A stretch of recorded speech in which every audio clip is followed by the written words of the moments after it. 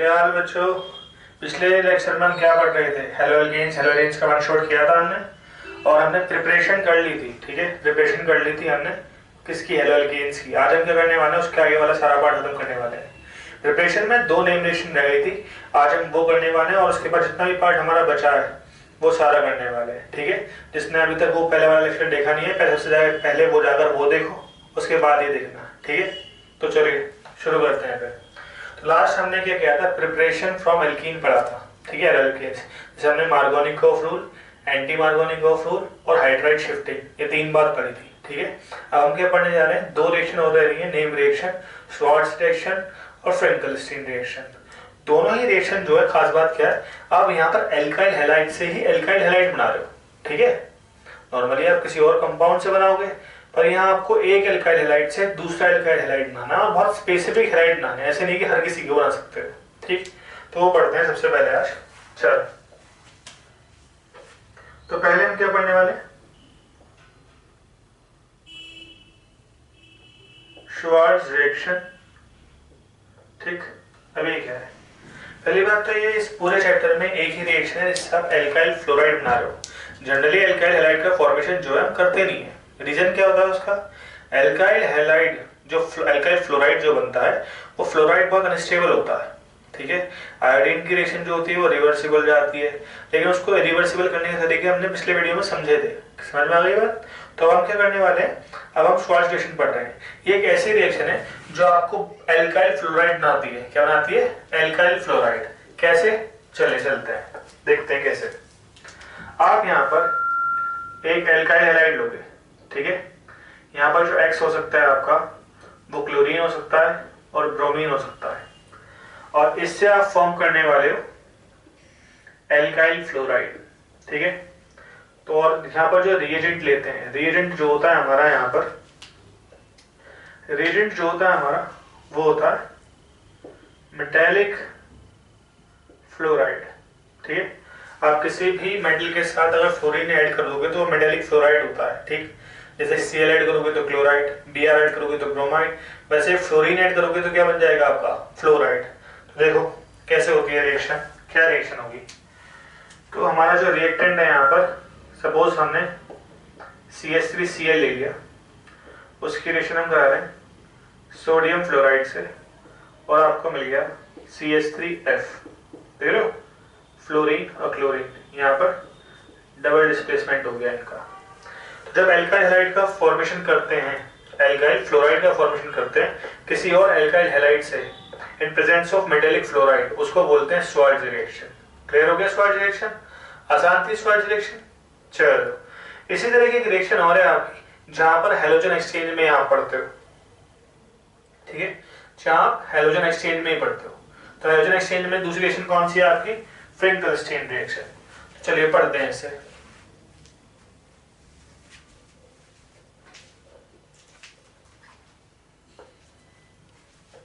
चलिए पढ़ते हैं फटाफट, आज चैप्टर खत्म करते हैं बहुत तेजी से, तो बिल्कुल भी टाइम वेस्ट नहीं करना है। चलिए,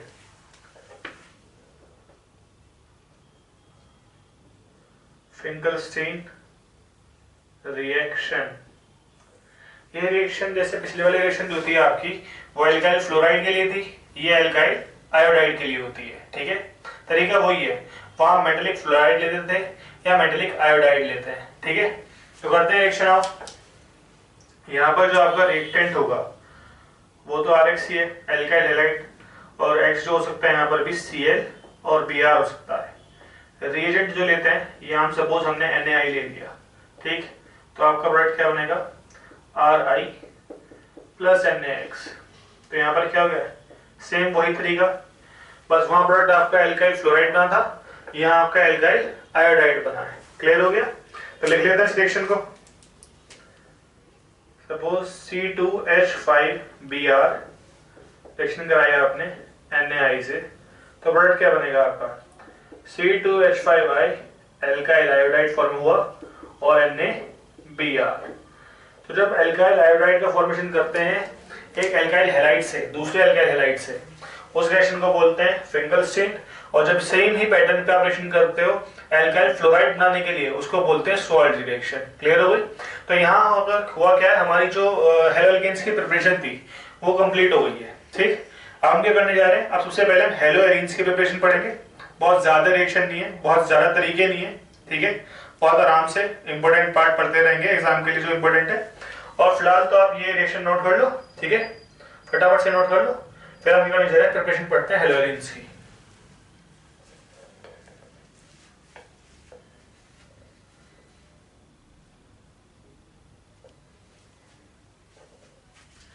चलिए प्रिपरेशन पढ़ते हैं हेलो एरीन्स की, और एक ही पार्ट में खत्म करेंगे इसको। देखो पढ़ते हैं, नेक्स्ट हेडिंग हमारी प्रिपरेशन ऑफ हेलो एरीन्स। देखो प्रिपरेशन ऑफ हेलो एरीन्स कौन कौन से पार्ट हमको पढ़ने, साथ साथ हम चलते हैं। पहला इलेक्ट्रोफिलिक सब्स्टिट्यूशन,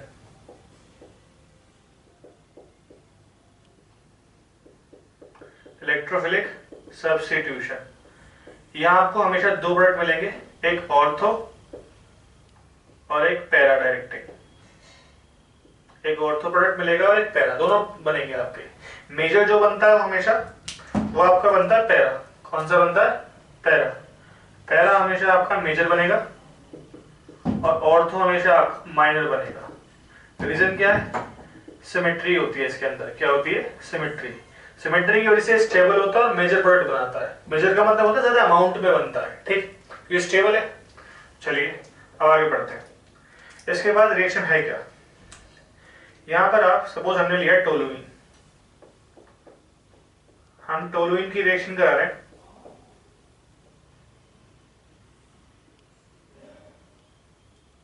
हेलोजिनेशन करा रहे हैं इसका Fe और डार्क की प्रेजेंस में, ठीक है। Fe और डार्क में होती है रिएक्शन, अंधेरे में होती है, ठीक है। और Fe जो यहाँ पर कैटलिस्ट सरफेस प्रोवाइड कराता है इस रिएक्शन के लिए। आपको बेसिकली करना क्या है? हेलोजिनेशन। हेलोजिनेशन का मतलब क्या होता है? Addition of halogen. आपका बस हेलोजन ऐड हो जाएगा, एक बार ऑर्थो पे और एक बार पैरा पे। तो क्या प्रोडक्ट बनने वाला है इसमें? देखिए CH3, यहां पर हेलोजन जुड़ गया ऑर्थो पे एक बार, और एक बार आपका दूसरा जो प्रोडक्ट बनने वाला है वो बनने वाला है पैरा। पैरा वाला मेजर बनेगा, स्टेबल होता है सिमेट्री की वजह से, ऊपर समझाया था आपको, और ये आपका माइनर बनेगा। दूसरा मेथड क्या हम पढ़ने वाले हैं, वो पढ़ने वाले हैं फ्रॉम बेंजीन। बेंजीन से अगर आपको बनाना हो तो कैसे बनाओगे, ठीक है। बेंजीन से बनाने के लिए सिंपल रिएक्शन है, आप एक बेंजीन लीजिए, उसकी रिएक्शन कराइए FeCl3 से। किससे कराइए? FeCl3 से। पहले फटाफट इसे नोट कर लो, फिर हम नेक्स्ट दोबारा समझेंगे रिएक्शन। फटाफट नोट कर लो इसको।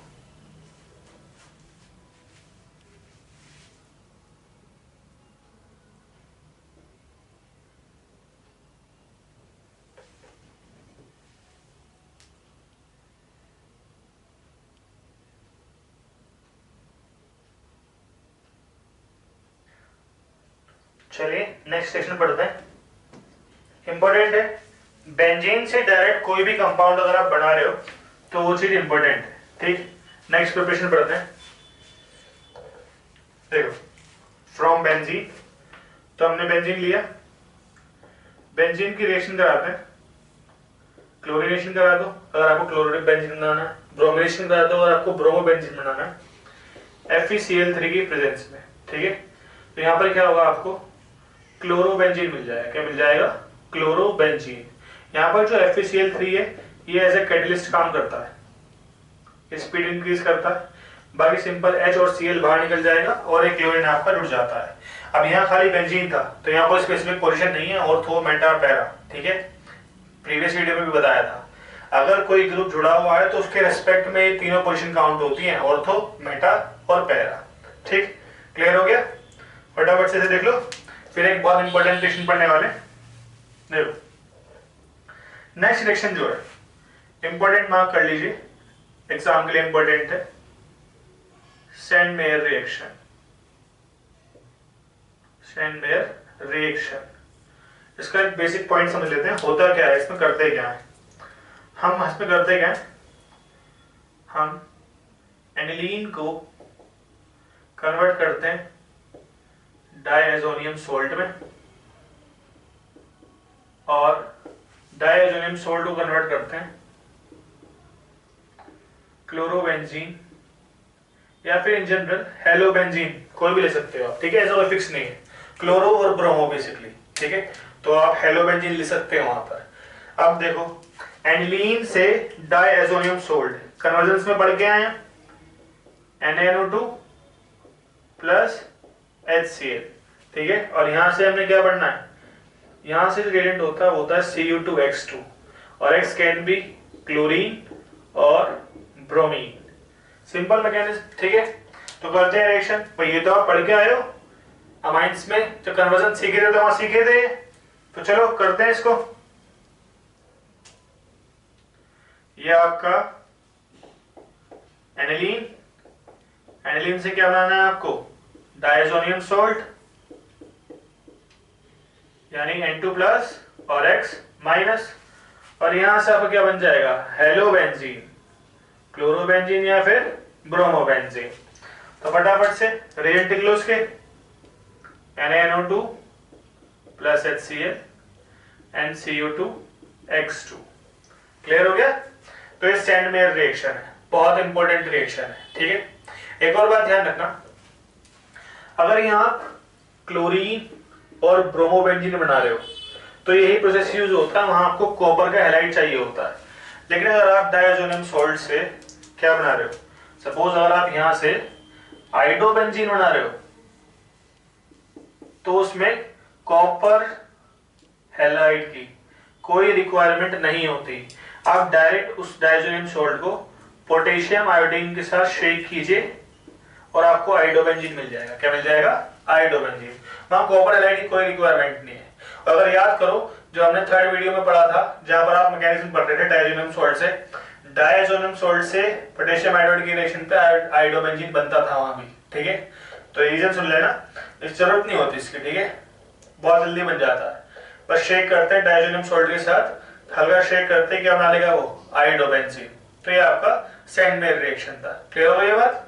चलो अब एक लास्ट क्वेश्चन और पढ़ देते हैं, जो एग्जाम के पॉइंट ऑफ व्यू से मुझे इंपॉर्टेंट लगती है, अगर प्रिपरेशन में नहीं आएगी तो कन्वर्जन में आ सकती है, ठीक है। तो फटाफट से वो और कर लेते हैं, फटाफट से आप नोट कर लो।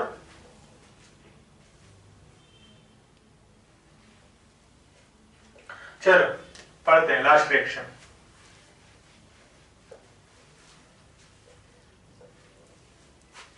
लास्ट रिएक्शन जो हमारे पास है वो है फ्रॉम फिनॉल। ये आपको कन्वर्जन में बहुत हेल्प करेगी ये पार्ट। आपको फिनॉल से सपोज क्लोरोबेंजीन बनाना है, क्या बनाना है, क्लोरोबेंजीन, तो ये प्रिपरेशन में बहुत हेल्प करेगा आपको।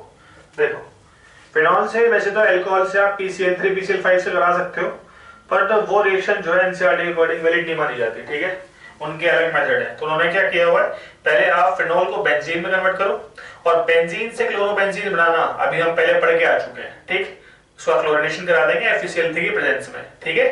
तो हम वही फॉलो कर रहे हैं क्योंकि आपका जो एग्जाम पैटर्न है वो एनसीईआरटी पैटर्न फॉलो करता है, ठीक है, एग्जाम जो है आपका CBSE, तो वही फॉलो करने वाले हैं अभी, ठीक है। तो चलो सीखते हैं। तो आप बेंजीन में कन्वर्ट कर सकते हैं फिनॉल को जिंक डस्ट से, और खाली यही रिएक्शन अपने आप में इंपॉर्टेंट है, ठीक है, बहुत इंपॉर्टेंट है। चलो बेंजीन, बस बेंजीन से तो अभी सीख के आए, क्लोरिनेशन करा दीजिए इसका FeCl3 की प्रेजेंस में, तो आपके पास क्या बन जाएगा, क्लोरोबेंजीन, ठीक है। तो ये रिएक्शन थी फिनॉल से हेलोबेंजीन की। यह हमारा प्रिपरेशन पार्ट खत्म हो गया। अब फटाफट से इसको नोट कर लो, फिर हम फिजिकल प्रॉपर्टीज पढ़ने वाले हैं, ठीक है। चलो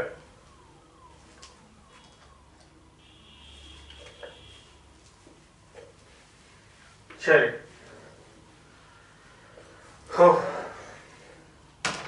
देखो physical properties,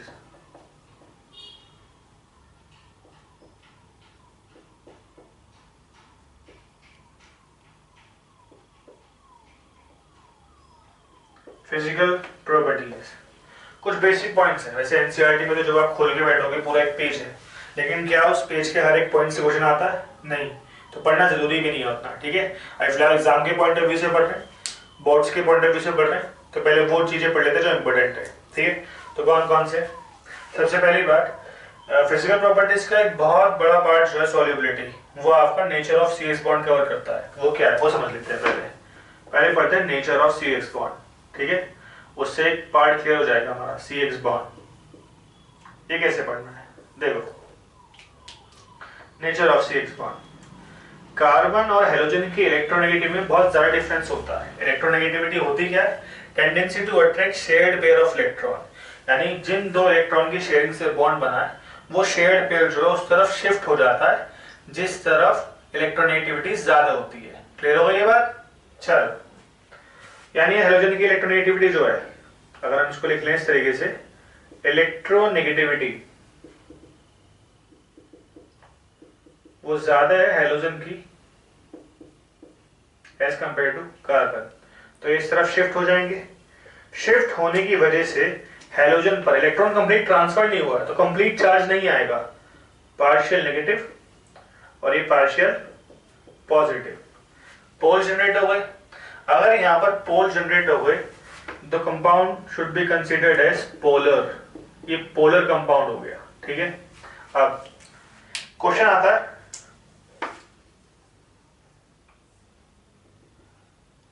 alkyl halides are polar but not soluble in water. Why? क्या रीजन है? ठीक है, बहुत ज्यादा कॉन्सेप्ट में नहीं घुसेंगे, ठीक है, टू द पॉइंट बात करते हैं। देखो, आपने स्टेटमेंट सुना है लाइक डिसॉल्व्स लाइक, तो उस स्टेटमेंट के अकॉर्डिंग तो ये सॉल्यूबल होना चाहिए था, पर नहीं होता, बिल्कुल नहीं होता सॉल्यूबल। रीजन क्या है?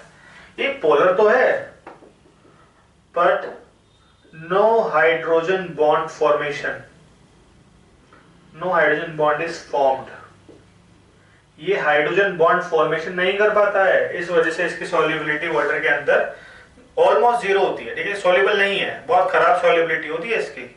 अच्छा, अगर ये पोलर सॉल्वेंट में नहीं डिसॉल्व हो पा रहा है, वाटर में नहीं डिसॉल्व हो रहा है, तो कहां डिसॉल्व होगा ये? Non polar solvents, benzene, naphthalene, इन सॉल्वेंट्स में क्या होता है? सॉल्युबल होता है। क्लियर हो गया? ठीक है, तो हमारा सॉल्युबिलिटी का पार्ट क्लियर हो गया कि ये पोलर होने के बाद भी डिसॉल्व नहीं हो पाता due to no formation of hydrogen bond, ठीक है। अब यही रीजन लेके आओगे एग्जाम में, आपको मार्क्स मिल जाएंगे, ठीक है, क्योंकि यही रीजन है इसका एनसीईआरटी में भी। क्लियर हो गई ये बात? चलो, और ये क्वेश्चन इस तरीके से आता है, ठीक। तो ये तो क्या हमारा पहला पार्ट सॉल्युबिलिटी, तो इसको सॉल्युबिलिटी में भी हम कंसीडर कर सकते थे, ठीक है, सॉल्युबिलिटी, ठीक। ये सॉल्युबिलिटी का पार्ट था हमारा सारा, जितना भी हमने पढ़ा। दो पार्ट क्लियर हो गए इसमें, nature of C X bond and solubility. फटाफट से नेक्स्ट पार्ट करते हैं, आपका मेल्टिंग पॉइंट।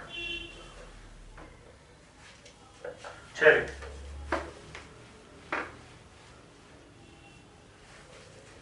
नेक्स्ट जो फिजिकल प्रॉपर्टी हम पढ़ने जा रहे हैं वो आपकी मेल्टिंग पॉइंट है। पहले हेलोलिकेन्स की बात कर लेते हैं, फिर हेलोलिन्स की बात करेंगे। मेल्टिंग पॉइंट या बॉइलिंग पॉइंट जो है आपका, boiling point,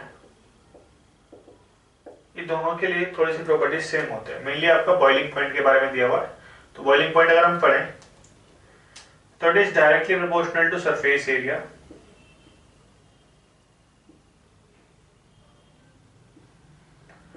molar mass and inversely proportional to branching। बहुत बेसिक से एग्जांपल समझो, तीनों की बात खत्म हो जाएगी।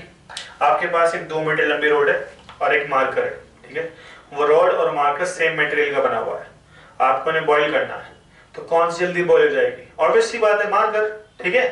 क्यों? हीट को उस लेंथ को कवर करने में टाइम लगेगा, आपको पता है ना, हीट अपनी ज्यादा वाली जगह से कम वाली जगह ट्रेवल करती है, तो वो ट्रेवल करेगी तो उसको उस पाथ में ट्रेवल करने पर टाइम लगेगा, तो मेल्टिंग पॉइंट भी क्या होगा वहां पर? ज्यादा हो जाएगा, ठीक है। तो ये क्या होता है, लेंथ पर डिपेंड कर रही है कार्बन चेन के। तो अगर कार्बन चेन की लेंथ ज्यादा होगी सरफेस एरिया ज्यादा होगा, नंबर ऑफ कार्बन ज्यादा होंगे तो मोलर मास ज्यादा होगा। ठीक है, अब ब्रांचिंग वाला कॉन्सेप्ट पढ़ लेते हैं फटाफट से। सपोज एक कंपाउंड है आपके पास नॉर्मल पेंटेन, ठीक है, देखो स्ट्रेट 5 कार्बन कंपाउंड, इसको मैं ऐसे भी लिख सकता हूं आइसोपेंटेन, और इसको मैं ऐसे भी लिख सकता हूं नियोपेंटेन। आप देखे जा रहे हो जैसे जैसे ब्रांचिंग बढ़ती जा रही है साइज छोटा होता जा रहा है, सरफेस एरिया कम होता जा रहा है, और अगर सरफेस एरिया कम होगा तो मेल्टिंग पॉइंट भी क्या होगा, सॉरी बॉइलिंग पॉइंट भी क्या होगा आपका, डिक्रीज करेगा। ठीक है, यहाँ तो हम रिप्रेजेंट नहीं कर पा रहे हैं, पर 3 डायमेंशनली जैसे जैसे ब्रांचिंग बढ़ती जाती है मॉलिक्यूल आपका स्फेरिकल होता जाता है, और जैसे स्फेरिकल होगा तो उसका सरफेस एरिया बहुत रिड्यूस हो जाता है और बॉइलिंग पॉइंट उसका बहुत कम हो जाता है। ठीक है, बहुत आसान हो जाता है उसे बॉइल करना। ठीक है, क्लियर हो गया? तो ये आपका बॉइलिंग पॉइंट वाला था। इसके बाद एक और बात कम कर सकते हैं कि अगर आपके पास एल्काइल हैलाइड है और आपको ऑर्डर बताना है बॉइलिंग पॉइंट का उन चारों में, तो कौन सा होगा? देखो अगर ऑर्डर लिखे हम तो आर आई बॉन्ड लेंथ सबसे ज्यादा होगी इसकी, उसके बाद R B R, R C L, then R F. तो ये ऑर्डर होता है क्योंकि down the group bond length increase हो रही है तो बॉइलिंग पॉइंट भी क्या होगा आपका, इंक्रीज होगा फ्लोरीन्स का या फिर हैलाइड्स का जो होता है आपका। ठीक है, तो इसलिए आपका ये ऑर्डर फॉलो करते हैं। क्लियर हो गया? पक्का? चलो एक और ऑर्डर ले सकते हैं हम, वैसे एक और ऑर्डर आ सकता है tertiary, secondary, primary, then methyl. ठीक है, क्या टर्शरी जो होते हैं स्टेबल होते हैं, सेकेंडरी कम स्टेबल और प्राइमरी और कम स्टेबल। तो स्टेबिलिटी इतनी ज्यादा है उनको बॉन्ड को तोड़ना उतना मुश्किल होता है, तो आपको टेम्परेचर बहुत ज्यादा अमाउंट में देना पड़ेगा। क्लियर हो गया? चलो तो बॉइलिंग पॉइंट वाला भी हमारा क्लियर हो गया। बात कर लेते हैं यहीं पर, चलो इसको रफ कर लेते हैं।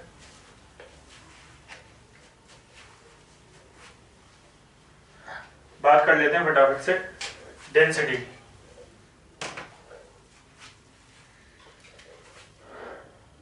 डेंसिटी,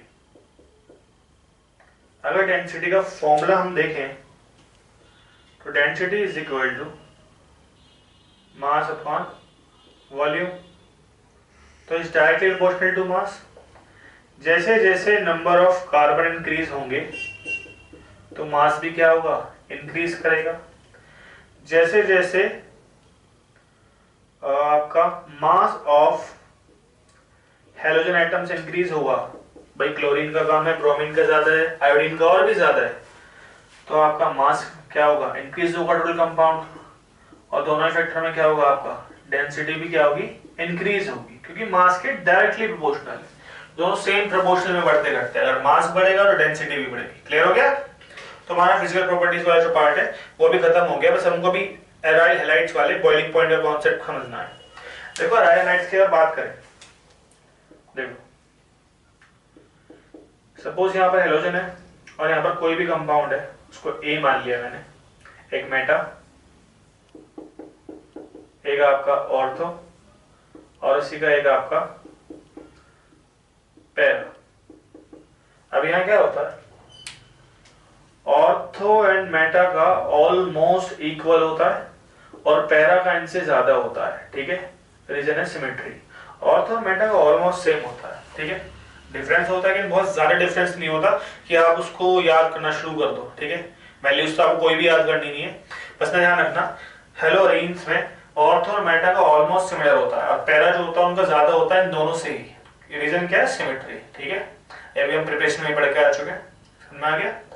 चलिए तुम्हारी फिजिकल प्रॉपर्टीज खत्म हो गई है, फटाफट से केमिकल प्रॉपर्टीज स्टार्ट करते हैं। इसे नोट कर लीजिए फटाफट।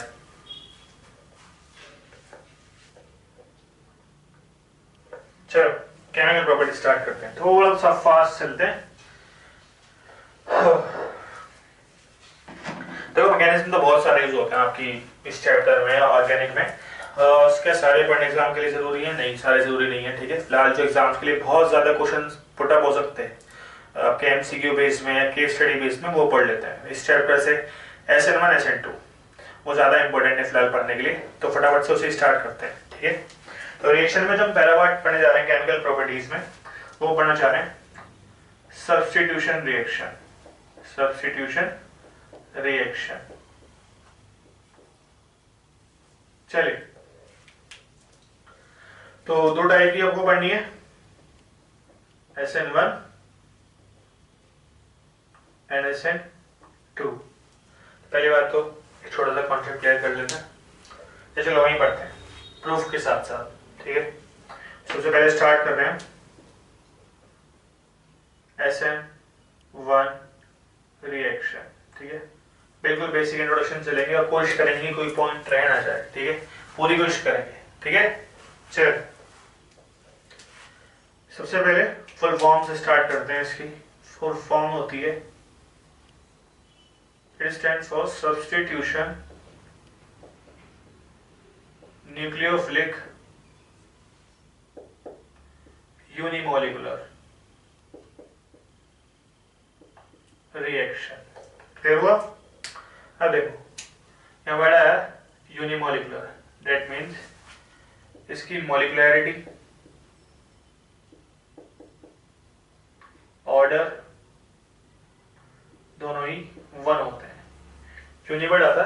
1 के लिए, सिंगल के लिए। क्लियर हो गया? पहला पार्ट। क्वेश्चन आ सकता है ऑर्डर के ऊपर, डायरेक्ट नहीं आएगा, वो वैसे क्वेश्चन दे सकता है। आपको क्वेश्चन दे दे कि एक SN1 रिएक्शन है और उसमें मैंने रिएक्टेंट का जो कंसंट्रेशन है वो ट्वाइस कर दिया, तो रेट पर क्या इफेक्ट पड़ेगा। तो आपको पता है केमिकल काइनेटिक्स में बढ़ के आएगा, फर्स्ट ऑर्डर जो होता है कंसंट्रेशन के डायरेक्टली प्रोपोर्शनल होता है। तो अगर 2 टाइम्स इंक्रीज किया है तो रेट भी कितना हो जाएगा? 2 टाइम्स। ये MCQ में आ सकता है क्वेश्चन आपका, ठीक है। चलो आगे बढ़ते हैं। अब ये जो है आपका 2 स्टेप प्रोसेस होता है। कौन कौन से 2 स्टेप होते हैं क्लियर करते हैं। देखो स्टेप फर्स्ट देखते हैं। स्टेप फर्स्ट जो होता है आपका वो होता है formation of carbocation, formation of carbocation. इसमें होता क्या है बेसिकली, एल्काइल हैलाइड है, हेलोजन अपना इलेक्ट्रॉन लेकर बाहर निकलता है और एक कार्बोकेटायन का फॉर्मेशन करेगा, ठीक है।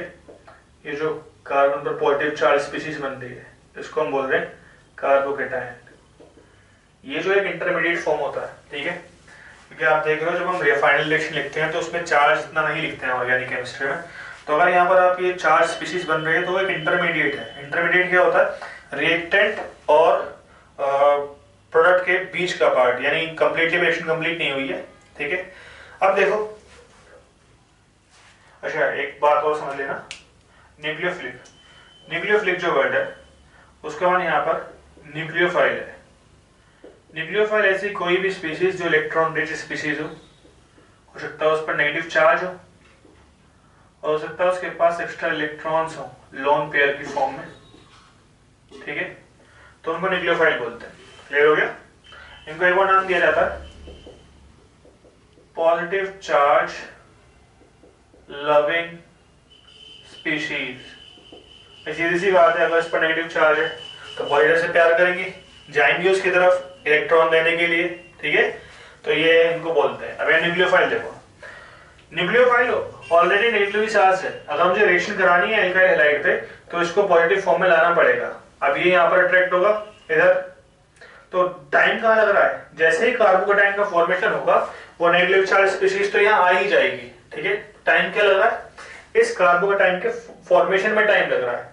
तो ये स्टेप होता है हमारा स्टेप 1, ये स्लोएस्ट होता है और इसी को बोलते हैं rate determining step, RDS, rate determining step. आप देखो रेट डिटरमाइनिंग स्टेप में एक सिंगल रिएक्टेंट पार्टिसिपेट कर रहा है, एक रिएक्टेंट, इसलिए इसका ऑर्डर, मॉलिक्युलरिटी दोनों 1 कंसीडर करते हैं। क्लियर हो गया? रीजन आया क्यों है, ठीक है, और ये समझनी पड़ेगी, ठीक है। तो स्टेप 1 हो गया, कार्बोकेटायन का फॉर्मेशन हो गया। स्टेप 2 बहुत आसान है, इसी में टाइम लगना था, अब तो ये बन गया। अब तो केवल क्या करना है आपको? पॉजिटिव और नेगेटिव का अट्रैक्शन। तो करते हैं स्टेप 2 फटाफट से। स्टेप 2 देखो, अब आपका पॉजिटिव चार्ज स्पीशीज तो बन गई है, ठीक है। अब यहाँ पर न्यूक्लियोफाइल ऐड कराना, ये पॉजिटिव ये नेगेटिव, तो सिंपल एक कंपाउंड बन जाएगा आपका। बन गया। तो ये 2 स्टेप प्रोसेस थी, तो ध्यान रखना इसके रेट रिमाइनिंग स्टेप में सिंगल रिएक्टेंट पार्टिसिपेट करता है, that's why it's order and molecularity consider to be 1। Clear हो गया?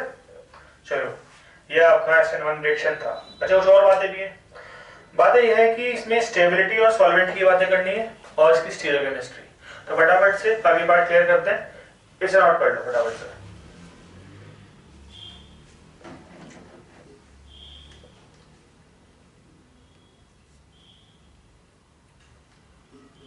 चलो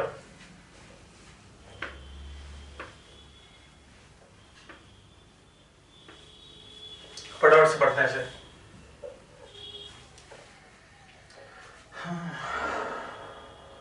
देखो कुछ बातें, सॉल्वेंट जो हम लेते हैं यहाँ पर, देखो वैसे तो बहुत डीपली पढ़ाया जाता है सॉल्वेंट का पार्ट भी, तो फिलहाल ध्यान रखो सॉल्वेंट यहाँ पर प्रोटिक लेते हैं।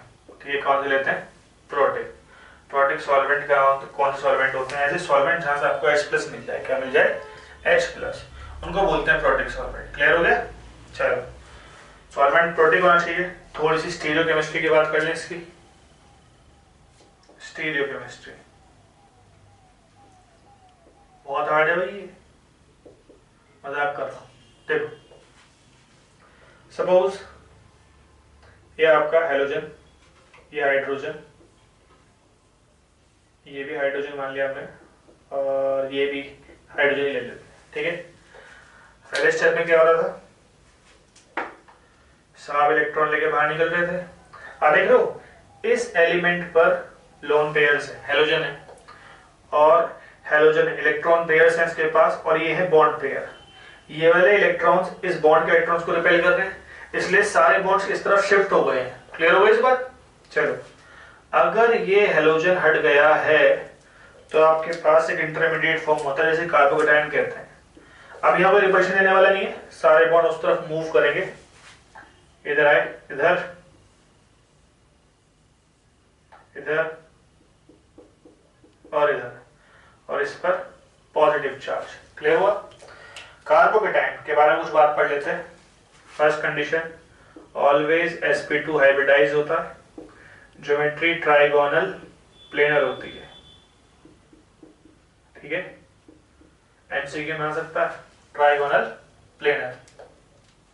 अब देखो ये ट्राइगोनल प्लेनर है। अब एक और बात समझने वाली है, यहाँ पर पॉजिटिव चार्ज हुआ है। पॉजिटिव चार्ज का एक प्लग पॉइंट तो है नहीं कि वहीं से वहां पर बिजली देगा अपनी को। पॉजिटिव चार्ज ये चार्ज होता है, चार्ज क्लाउड की फॉर्म में होता है ना। अब ये रिपल्शन ना इस साइड से ना इस साइड से, तो पॉजिटिव चार्ज तो इस पूरे को सराउंड किए हुए है इस तरीके से। ठीक, तो आने वाला जो न्यूक्लियोफाइल है वो इस साइड से भी अटैक कर सकता है और इस साइड से भी।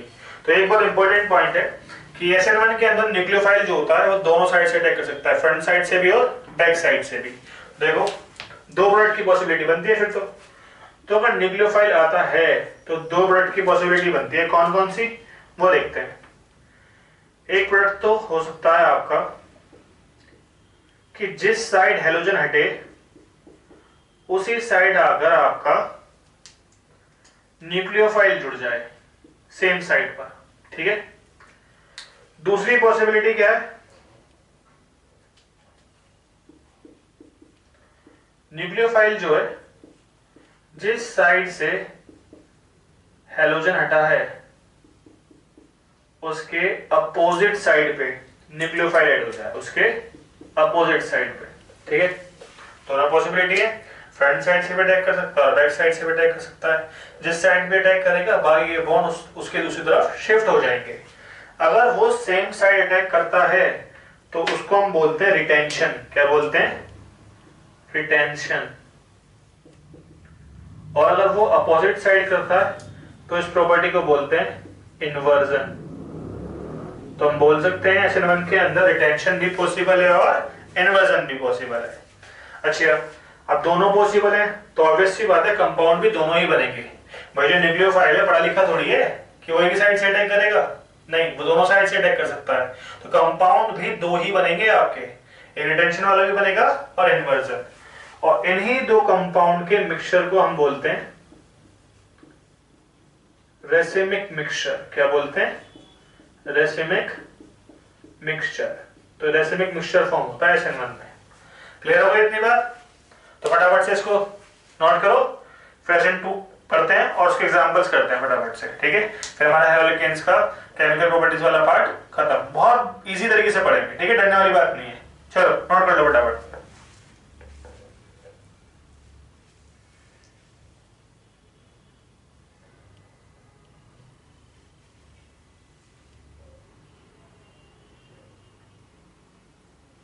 चल पढ़ते हैं।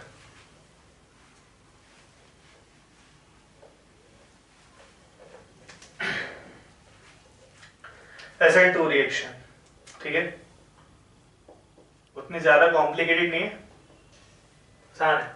चलो फुल फॉर्म से स्टार्ट कर लो। न्यूक्लियोफिलिक,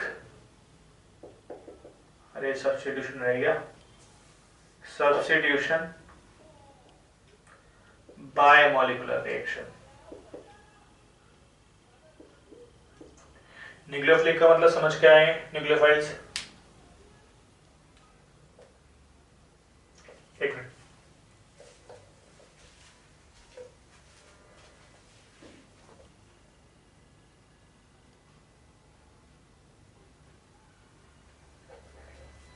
चल तो न्यूक्लियोफिलिक बायोमॉलिक्यूलर रिएक्शन पढ़ते हैं फटाफट से, इसे खत्म करते हैं। देखो पहली बात, बायोमॉलिक्यूलर, मॉलिक्यूलरिटी और ऑर्डर इसका 2 हो जाएगा, ठीक है। क्यों होता है समझते हैं। सिंगल स्टेप प्रोसेस है, सिंगल स्टेप प्रोसेस यानी एक स्टेप में कंप्लीट होती है, कोई इंटरमीडिएट नहीं फॉर्म होता, नो इंटरमीडिएट। क्लियर? सॉल्वेंट जो है यहाँ पर पोलर ही लेते हैं, लेकिन एक प्रोडक्ट लेते हैं जहां से H+ का डोनेशन नहीं हो पाता। क्लियर? यहाँ पर केवल इन्वर्जन पॉसिबल है, यानी न्यूक्लियोफाइल जो है केवल अपोजिट साइड से अटैक कर सकता है, ठीक है, ये प्रॉपर्टी है। तो फटाफट से पढ़ते हैं इसको। देखो ये आपका कार्बन, हाइड्रोजन और यहाँ पर आपका है। अब हो गया, यहाँ पर न्यूक्लियोफाइल अटैक करेगा डायरेक्ट, और वो एक ट्रांजिशन स्टेट बनाएगा। ट्रांजिशन स्टेट क्या है? एक ऐसी कंडीशन, पार्शियल कंडीशन, जहां कार्बन के 5 बॉन्ड फॉर्म होंगे। कितने बॉन्ड फॉर्म होंगे? 5। इसको बोलते हैं ट्रांजिशन स्टेट। कोई इंटरमीडिएट नहीं है। स्टेबलाइज होने के लिए इलेक्ट्रॉन देके बाहर निकल जाएगा और कंपाउंड बनेगा आपका न्यूक्लियोफाइल, हाइड्रोजन और हाइड्रोजन। देख रहे हो अपोजिट साइड। तो यहाँ पर क्या हुआ है? केवल आपका इन्वर्जन हुआ है। क्या हुआ? इन्वर्जन। क्लियर हो गई ये बात? फिर में आया ना? चलो फटाफट से नोट कर लो।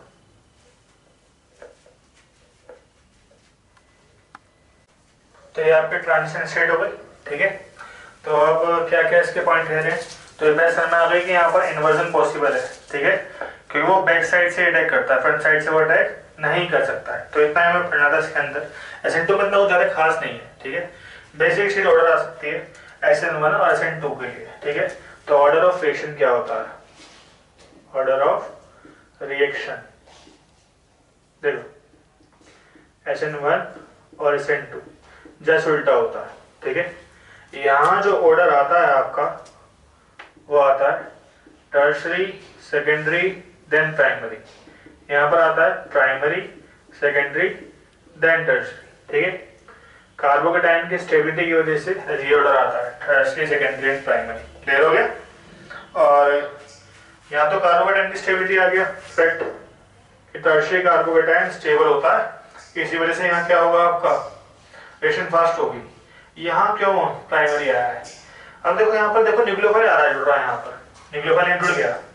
जितना स्टेरिक हिंड्रेंस कम होगा आने वाले को रिपल्शन उतना कम मिलेगा, इसलिए अगर टर्शरी होगा तो यहाँ भी कार्बन, यहाँ भी कार्बन, यहाँ भी कार्बन। तो यहाँ से इस वजह से क्या होगा कि आपका बहुत ज्यादा वो बढ़ जाएगा, आपका क्या कहते हैं स्टेरिक हिंड्रेंस, जिसकी वजह से आने वाले ग्रुप को बहुत रिपल्शन फील होता है। क्लियर हो गई ये बात?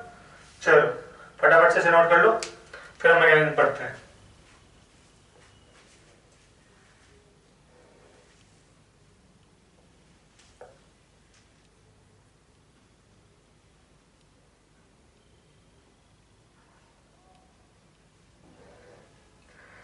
चलो कौन कौन सी रिएक्शन आपके एग्जाम में आ सकती है और आपको बेसिक करनी कैसे है रिएक्शन, ये सब थ्योरी पॉइंट ऑफ व्यू से इंपॉर्टेंट थे। एमसीक्यू बन सकते हैं इनके ऊपर, बहुत अच्छे एमसीक्यू बन सकते हैं इन्हीं बातों पर। ठीक है, ध्यान रखना है ट्रांजिशन स्टेट होती है इसके अंदर, सेंटू के अंदर आपका कोई भी इंटरमीडिएट फॉर्म नहीं होता है। चलो आगे बढ़ते हैं। कोई चीज क्वेश्चन कैसे आएंगे, मैं आपको रिएक्शन करानी है, एल्काइल हैलाइड है, आपको न्यूक्लियोफाइल ऐड कर लो, आप कुछ नहीं करना, रिप्लेस करना है बस, हेलोजन की जगह न्यूक्लियोफाइल ऐड करना है। क्लियर हो गया? इतना काम करना और कुछ नहीं करना आपको एक्स्ट्रा, समझ आ गई बात? चलो अब करते हैं कैसे। मैं आपका मेन रिएक्टेंट तो एल्काइल हैलाइड है, तो हम क्या ले रहे हैं, रिएजेंट लेते हैं, न्यूक्लियोफाइल लेते हैं और प्रोडक्ट लेते हैं। ठीक है, सपोज आप रिएक्शन करा रहे हो KOH और NaOH, अब इसमें जो नेगेटिवली चार्ज स्पीशीज है इन दोनों के अंदर, वो क्या हो गया आपका न्यूक्लियोफाइल, वो क्या है यहाँ पर OH माइनस। तो RX से अगर आप रिएक्शन कराओगे तो आपका क्या बन जाएगा ROH, नेगेटिव पार्ट X की जगह लग जाएगा। नेक्स्ट पढ़ते हैं और कौन से करा सकते हो आप। सपोज आप करा रहे हो आप NaOR, मेटल पॉजिटिव है ये नेगेटिव, तो OR नेगेटिव क्या हो गया आपका न्यूक्लियोफाइल, प्रोडक्ट क्या बनेगा ROR, ईथर बन गया आपका। क्लियर हुआ? अगर आप ये रिएक्शन H और H से करा रहे हो तो OH माइनस और H प्लस, तो नेगेटिव पार्ट क्या हुआ OH माइनस, क्या प्रोडक्ट बनेगा ROH। क्लियर हो गया? आपको रिएजेंट में से नेगेटिवली चार्ज पार्ट को ढूंढना है और उसको हेलोजन की जगह अटैच कर देना है। ये तीन समझ में आए? इसके अलावा और कौन कौन से हो सकते हैं देखते हैं। KCN ले लेते हैं, KCN, तो यहाँ CN माइनस, यहाँ क्या बनेगा आपका RCN। अगर आप AgCN लेते हो तो यहाँ जो प्रोडक्ट बनता है वो RNC बनता है। देख रहे हो, सेम न्यूक्लियोफाइल होना चाहिए था, प्रोडक्ट के डिफरेंट बन रहा है। यहाँ पर आपका क्या बन रहा है साइनाइड, और यहाँ क्या बन रहा है आइसोसाइनाइड। डिफरेंस आ गया। रीजन क्या है ऐसा, क्यों हो रहा है? ठीक है, वो भी आगे पढ़ेंगे। फिर अपने ध्यान रखना KCN से RCN और AgCN से RNC क्यों होता है, रीजन बताऊंगा आपका। ठीक है, बिल्कुल बताने वाली बात नहीं है। क्लियर हो गया? फटाफट से नोट करो, बाकी बचे वेरिएशन पढ़ते हैं फिर।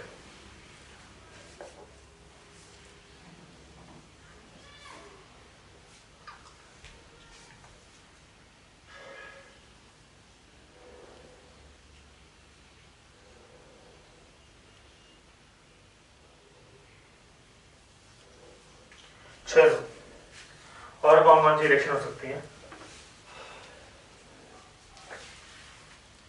दो दो पढ़ के भी आए हो, श्वार्ट्ज और फिंगरस्टीन। कैसे,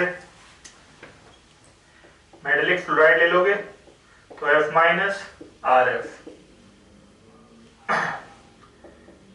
मेटालिक आयोडाइड ले लोगे तो I माइनस RI।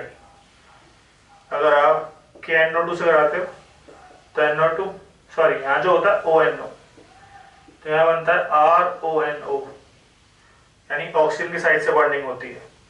और अगर आप करा रहे हो AgNO2 तो होता है NO2 और बनता है नाइट्रो कंपाउंड। ये क्यों होता है, KCN CN NO2 ONO दोनों का एक ही रीजन होता है। ठीक है, तो हम KCN और CN वाला कर लेंगे, वही सेम रीजन आप कंपाउंड करके यहाँ अप्लाई कर सकते हो। क्लियर हो गई ये बात? फटाफट से नोट करो। एक स्पेसिफिक और रिएक्शन होती है, अगर आप इसके रिएक्शन लिथियम एल्यूमिनियम हाइड्राइड से करा दो, ये तो रिड्यूसिंग एजेंट है, तो यहाँ पर हाइड्रोजन का एडिशन हो जाएगा, हाइड्रोजन का एडिशन तो X की जगह H, बस ये ध्यान रखना एल्केन बनता है। बाकी तो आपको पता क्या करना है, आपको बस नॉर्मली क्या करना है, नेगेटिव पार्ट ढूंढना और उसको एल्काइल ग्रुप से जोड़ देना है हेलोजन की जगह। तो ये आपकी केमिकल प्रॉपर्टीज थी, फटाफट से इसे नोट कर लो, फिर KCN और AgCN वाला केस पढ़ते हैं। फटाफट से नोट कर लो उसे।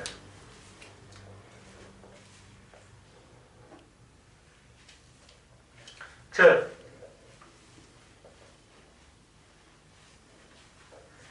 ये क्वेश्चन आता है एग्जाम्स में, है एनसीईआरटी इन टेक्स्ट में भी मेंशन है आपका। क्वेश्चन ये है कि जब आप आरएक्स की रिएक्शन केसीएन से कराते हो तो आरसीएन बनता है, और जब आप उसी आरएक्स की रिएक्शन एजीसीएन से कराते हो तो आरएनसी बनता है। वाई? रीजन क्या है? ठीक है, चलो पढ़ते हैं सॉल्यूशन को। देखो, अगर आप आरएक्स की रिएक्शन केसीएन से कराते हो, केसीएन जो है एक आयनिक कंपाउंड देता है, एक आयनिक कंपाउंड है, सॉरी एक आयनिक कंपाउंड है। अगर वो आयनिक कंपाउंड है तो ऑब्वियस सी बात है वो K plus and Cn minus में ब्रेक होगा। ठीक है, K plus and Cn minus. तो Cn माइनस की स्ट्रक्चर आप देखो तो C ट्रिपल बॉन्ड N और इस पर लोन पेयर, ये स्ट्रक्चर होती है। अब ये देख रहे हो, इलेक्ट्रॉन डोनेट करने के लिए कार्बन पर नेगेटिव चार्ज है, नाइट्रोजन पर नेगेटिव चार्ज है, तो कहीं से भी जुड़ सकता था, फिर कार्बन से क्यों जुड़ता है? RCN ही क्यों बनता है? देखो, अगर वो RN से जुड़ता तो RNC बनना था, और C से जुड़ता है तो RCN।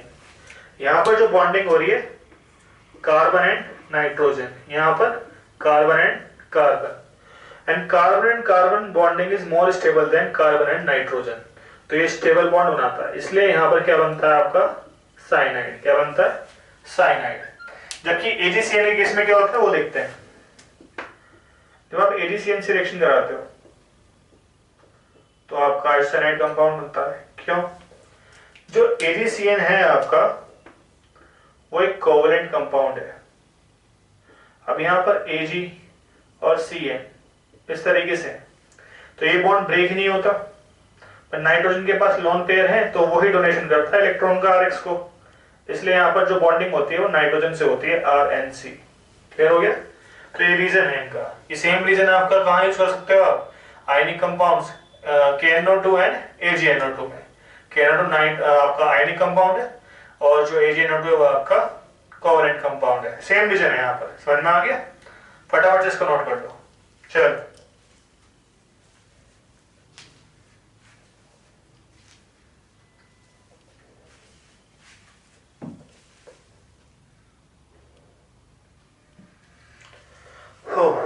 तो आपका केमिकल प्रॉपर्टीज ऑफ हैलोजेन्स वाला पार्ट हमारा खत्म हो गया है। ठीक है, अब हम क्या करने जा रहे हैं?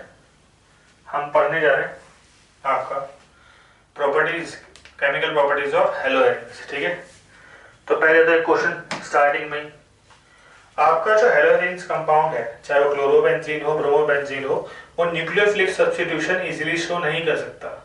और आपको करानी है तो आपको एक्सट्रीम कंडीशन तक जाना चाहिए, हाई टेम्परेचर, हाई प्रेशर, ये सब काम आपको करने पड़ेंगे। ठीक है, रीजन क्या है ऐसा? आइए वो समझते हैं पहले।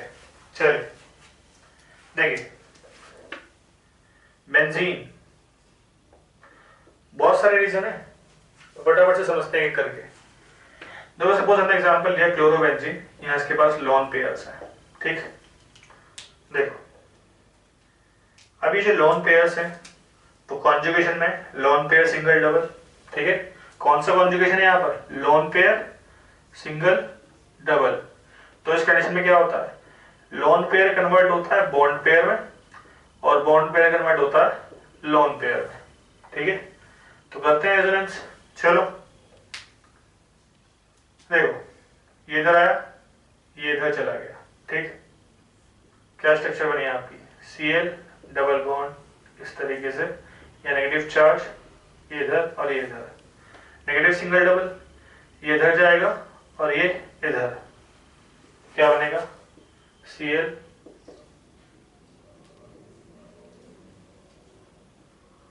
या नेगेटिव चार्ज और ये इधर, नेगेटिव सिंगल डबल, दोबारा से ये इधर और ये इधर, तो Cl positive double bond, benzene double bond यहाँ पर, यहाँ पर, यहाँ पर नेगेटिव चार्ज, ये इधर और ये वापस इधर, तो Cl सिंगल बॉन्ड ये आपका पूरा क्या हो गया, रेजोनेंस हो गया। अब देख रहे हो पाई इलेक्ट्रॉन्स कंटिन्यूअसली रोटेशन में, यानी हर एक कार्बन के पास बेंजीन के अंदर 6 के 6 कार्बन के पास इलेक्ट्रॉन डेंसिटी हमेशा हाई रहेगी, क्योंकि पाई इलेक्ट्रॉन कंटिन्यूअसली रोटेट कर रहे हैं। जब इलेक्ट्रॉन डेंसिटी खुद ही ज्यादा है तो बेंजीन पर नेगेटिव चार्ज की डेंसिटी क्या है, ज्यादा है, तो आने वाले नेगेटिव चार्ज को क्या करेगा, रिपेल करता है, इसलिए न्यूक्लियोफिलिक सब्स्टिट्यूशन शो नहीं करेगा, आसानी से न्यूक्लियोफिलिक सब्स्टिट्यूशन शो नहीं करने वाला। खुद इसके पास इलेक्ट्रॉन डेंसिटी क्या है, ज्यादा है। इलेक्ट्रॉन डेंसिटी ज्यादा होने की वजह से आने वाला न्यूक्लियोफाइल रिपल्शन फील करेगा, वो खुद नेगेटिव चार्ज है, यहाँ पे नेगेटिव चार्ज एक्सेस में है, तो क्या बढ़ जाएगा उनके बीच में, रिपल्शन बढ़ता है। क्लियर हो गया। चल तो पहला तो हम लिख सकते हैं point, due to high electron density. Clear हुआ। दूसरा क्या पॉइंट हो सकता है, आपको पता होगा जब SN1 रिएक्शन कराते थे सबसे पहले हैलोजन को अपने इलेक्ट्रॉन लेके बाहर निकलना होता था कार्बोकेटाइन फॉर्मेशन के लिए, ठीक है, पर वहां ऐसा क्या होता था, देखो कंपेयर करते हैं, CH3X कार्बन sp3 हाइब्रिडाइज है, कैसा है, sp3 हाइब्रिडाइज। यहाँ देख रहे हो सिंगल बॉन्ड, यहाँ क्या आ गया, पार्शियल डबल बॉन्ड, तो ये sp2 हाइब्रिडाइज कार्बन है। और ध्यान रखना डबल बॉन्ड आने की वजह से, आप यहाँ देखो, यहाँ sp3 वहां sp2, अगर मैं परसेंटेज एस कैरेक्टर देखूं तो यहाँ पर कितना है 25%, यहाँ 33.33%, ठीक है एस कैरेक्टर, समझ रहे हो 33 जब एस कैरेक्टर इंक्रीज होता है तो इलेक्ट्रोनेगेटिविटी भी क्या होती है, इंक्रीज होती है।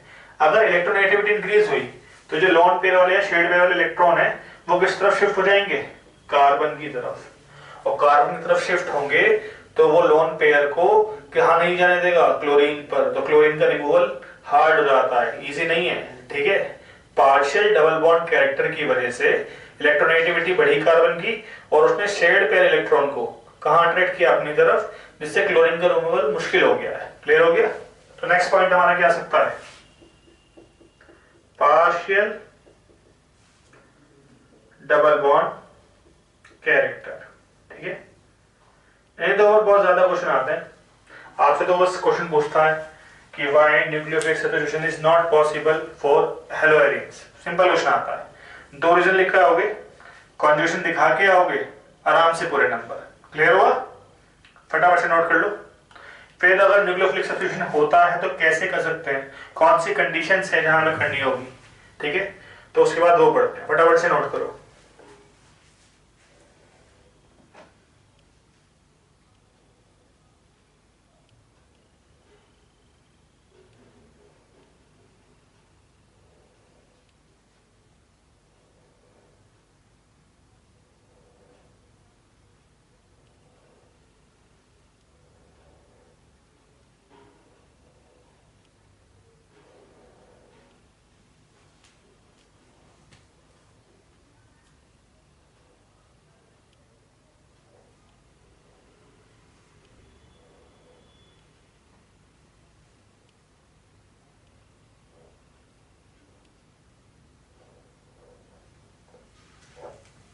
चल कोई पढ़ते हैं आगे कैसे होगी रिएक्शन। देखो जनरली होती नहीं है, पर एक तरीका है, अगर करानी चाहते हो तो आपको प्रेशर बहुत हाई रखना पड़ेगा, टेम्परेचर बहुत हाई रखना पड़ेगा, तभी पॉसिबल है रिएक्शन न्यूक्लियोफिलिक सब्स्टिट्यूशन। और एक तरीका वो भी पड़ता है, सपोज अगर मुझे हाइड्रोक्सिल ग्रुप का क्या कराना है, वहां पर सब्स्टिट्यूशन कराना है, तो मैंने सपोज यहाँ पर NaOH ले लिया, ठीक है, बेंजीन, क्लोरोबेंजीन, मैं NaOH से करा रहा हूं, तो ये क्या है यहाँ पर न्यूक्लियोफाइल, क्या होगा इसका सब्स्टिट्यूशन। कराने के लिए आपको बहुत ज्यादा टेम्परेचर और बहुत ज्यादा प्रेशर रखना पड़ेगा, ठीक है, high temperature and high pressure. आप 1 एटमॉस्फेरिक पे हो, 623 एटमॉस्फेरिक प्रेशर, बहुत ज्यादा प्रेशर है, ठीक है, तो यहाँ हो जाएगा आपका Cl की जगह OH। दूसरा तरीका क्या है, हमने रीजन पढ़ा था कि वो इसलिए न्यूक्लियोफिलिक सब्स्टिट्यूशन शो नहीं कर पा रहा है क्योंकि इलेक्ट्रॉन की अवेलेबिलिटी बहुत ज्यादा है।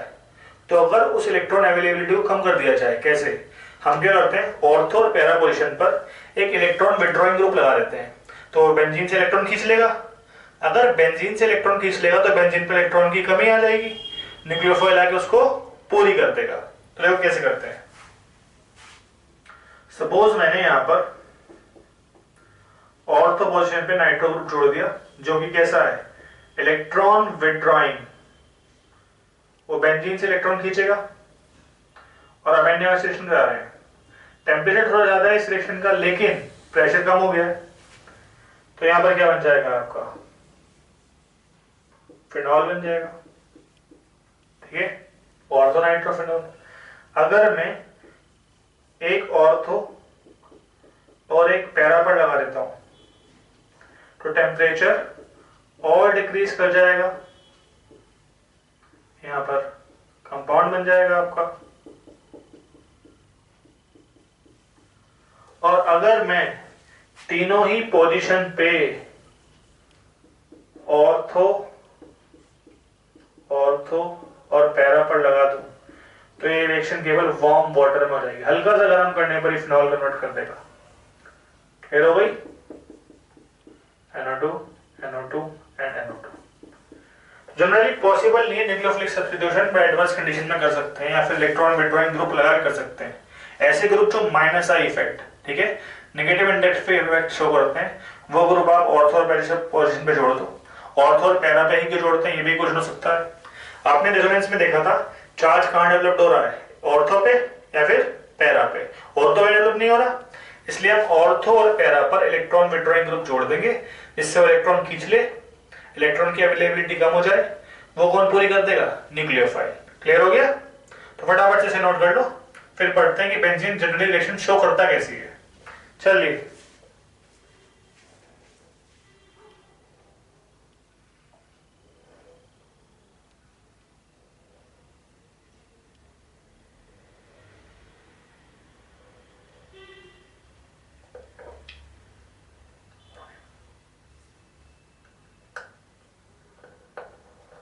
चलो बेंजीन कौन कौन सी रिएक्शन शो करता है समझते हैं इसको दोबारा से। वो जनरली इलेक्ट्रोफिलिक सब्स्टिट्यूशन शो करेगा। इलेक्ट्रॉन की अवेलेबिलिटी इतनी ज्यादा है तो करता क्या है, पॉजिटिव चार्ज स्पीशीज को अपनी तरफ अट्रैक्ट करता है और दो प्रोडक्ट बनाएगा, एक ऑर्थो एक पैरा। हमने प्रिपरेशन में भी ये बात समझी थी, जब भी इलेक्ट्रोफिलिक सब्स्टिट्यूशन होगा तो आने वाला ग्रुप कहाँ जाएगा, ऑर्थो पे और पैरा पे। और आपका स्टेबल कौन सा बनेगा, पैरा वाला।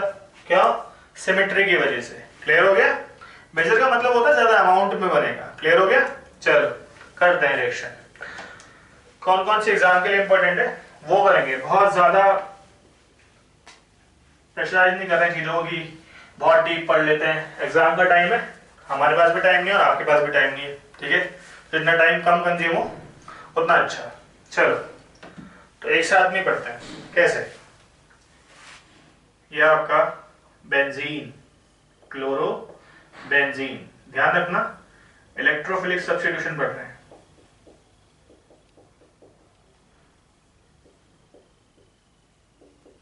सब्स्टिट्यूशन, और दो प्रोडक्ट बनेंगे, एक ऑर्थो और एक पैरा, और एक ऐसा बनेगा आपका मेजर और एक ऐसा बनेगा माइनर। देखो कौन कौन सी रिएक्शन करनी है पहले पढ़ लेते हैं, ठीक है। नाइट्रेशन करेंगे, नाइट्रेशन का मतलब होता है एडिशन ऑफ NO2 ग्रुप। तो एक बार ऑर्थो पे जोड़ना, एक बार पैरा पर। कौन कौन से रिएजेंट है याद ही कर लो, हमेशा ये होंगे, concentrated nitric acid and concentrated sulphuric acid, दोनों लिखते हैं, ठीक। दूसरा प्रोसेस जो हम पढ़ने वाले वो पढ़ने वाले सल्फोनेशन।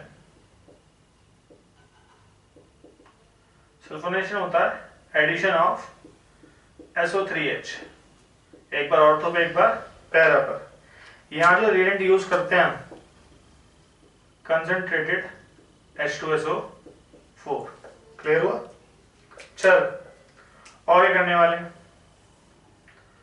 और करने वाले हैं हेलोजिनेशन, एडिशन ऑफ हेलोजन, एक बार ऑर्थो पे एक बार पैरा पे। इसके लिए क्या रिएजेंट है, यहाँ पर हेलोजिनेशन के लिए H2 लेते हैं और प्रेजेंट होती है Fe(X3), Cl2 ले रहे हो तो FeCl3, Br2 ले रहे हो तो FeBr3। क्लियर हो गया। तो मेनली आपके 3 रिएक्शन है जो आएंगी। उसके अलावा एक और होती है फिडेलक्राफ्ट एल्काइलेशन और एसाइलेशन, उसे भी यही समझ लेते हैं क्योंकि वो इंपॉर्टेंट है तो अलग कलर से रिप्रेजेंट कर रहे हैं। देखो फिडेलक्राफ्ट वो भी 2 पार्ट में होगी। तो पहला जो हम पढ़ रहे हैं यहाँ पर एल्काइलेशन, ये होता है एडिशन ऑफ एल्काइल ग्रुप, एक बार ऑर्थो पे एक पैरा पे। और एक होता है acylation, addition of acyl group, ये होता है C डबल बॉन्ड O और R। इसका एडिशन होगा एक बार ऑर्थो पे और पैरा पे, और यहाँ पर किसका होगा R का। रिजेंट क्या लेते हैं यहाँ रिजेंट लेते हैं RX एल्काइल हैलाइड, और यहाँ लेते हैं acyl chloride R C double bond O और X। ठीक है, कुछ नहीं करना आपको, X से पहले वाला पार्ट जो है वो एक बार ऑर्थो पे और एक बार पैरा पे। क्लियर हो गया। तो करते हैं यहाँ पर नाइट्रेशन एडिशन ऑफ NO2। तो क्या होने वाला है आपका, एक ऑर्थो कंपाउंड बनेगा यानी ऑर्थो नाइट्रोक्लोरोबेंजीन और पैरा नाइट्रोक्लोरोबेंजीन। यहां पर SO3H orthosulphonic acid chlorobenzene and para position पे एक बार। यहां पर हेलोजन लग जाएगा, एक बार ऑर्थो पे और एक बार पैरा पे। फिडेलक्राफ्ट एल्काइलेशन देख लो, ये कर लेते हैं ठीक से, थोड़ा सा अलग, एक नेम रिएक्शन है ना, इंपॉर्टेंट जाती है। ठीक है, तो यहां पर क्या होगा, यहां पर क्लोरोबेंजीन है, एक बार ऑर्थो पोजीशन पे एल्किल ग्रुप जुड़ जाएगा और एक बार पैरा पोजीशन पे।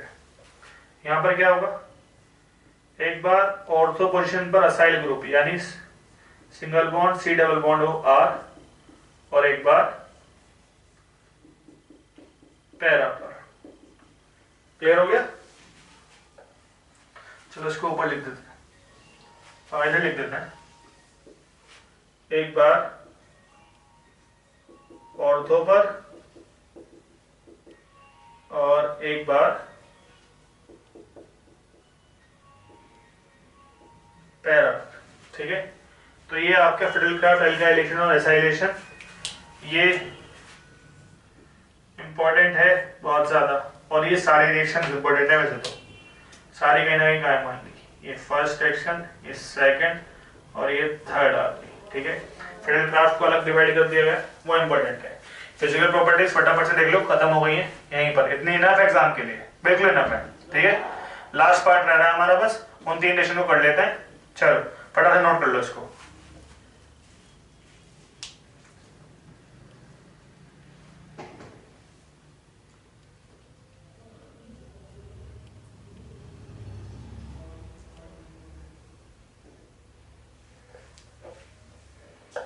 चलो एक पार्ट रह रहा है हमारा हेलोकेन्स का, 2 रिएक्शन रह गई है बस, फिर खत्म आपका चैप्टर। चलो एक तो रह गई है रिएक्शन विद मेटल।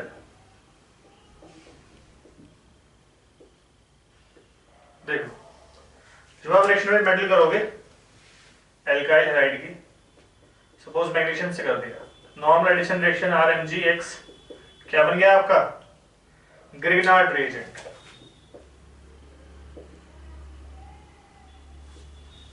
और लास्ट रिएक्शन जो है आपके एलिमिनेशन।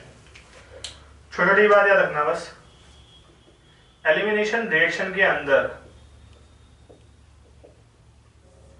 जो आपका रिएजेंट होता है, पहली बात तो अल्कोहलिक होना चाहिए। ठीक है, अल्कोहलिक रिएजेंट होगा, अल्कोहलिक KOH वगैरह, और जो प्रोडक्ट बनेगा आपका वो बनेगा एल्कीन।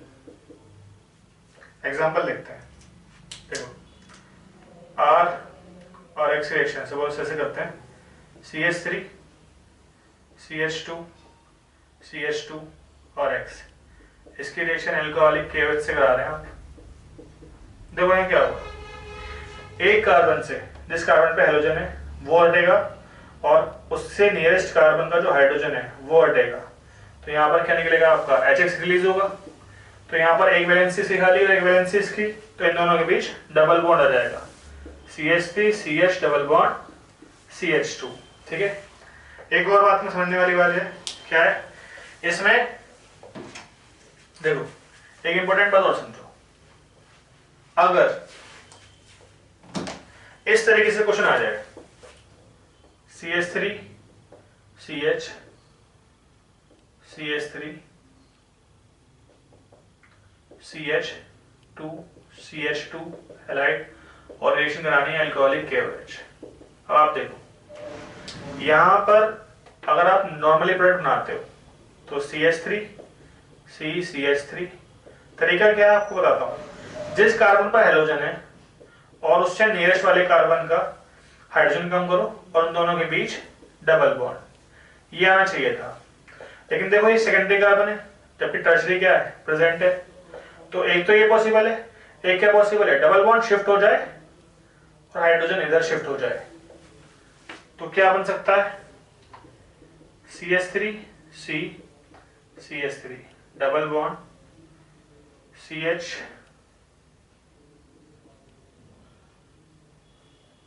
इस तरफ और CH3। ठीक है, तो ये जो प्रोडक्ट बना है जिसमें टर्शरी पर डबल बॉन्ड है वो बनता है मेजर, और ये कैसा बनेगा आपका माइनर प्रोडक्ट। ठीक, इस मेजर प्रोडक्ट को बोलते हैं सेड्जेफ प्रोडक्ट। ठीक है, एग्जाम में आ सकता है, जो मेजर प्रोडक्ट होगा वो सेड्जेफ, एलिमिनेशन की बात चल रहे हैं, और जो माइनर होगा वो हॉफमैन प्रोडक्ट। क्लियर हुआ? तो ये सेड्जेफ और हॉफमैन प्रोडक्ट एग्जाम में आ सकते हैं। तो दो तरह के प्रोडक्ट बनेंगे, जो मेजर होगा स्टेबल होगा और सेड्जेफ होगा, और जो माइनर होगा अनस्टेबल होगा हॉफमैन होगा। ठीक है, तो यही हमारा चैप्टर खत्म हो गया। अब क्या करेंगे हम नेक्स्ट वीडियो में, या तो कोशिश करेंगे इसके क्वेश्चन कर लें NCERT वाले, ठीक है, या फिर कल हम बायोमोलिक्यूल्स का एक वन शॉट डाल देंगे जो एक ही लेक्चर में फिनिश हो जाएगा। ठीक, बाकी तब तक आप पढ़ते रहो, कोई डाउट हो तो कमेंट सेक्शन में डाल देना। ओके, मिलते हैं नेक्स्ट क्लास में।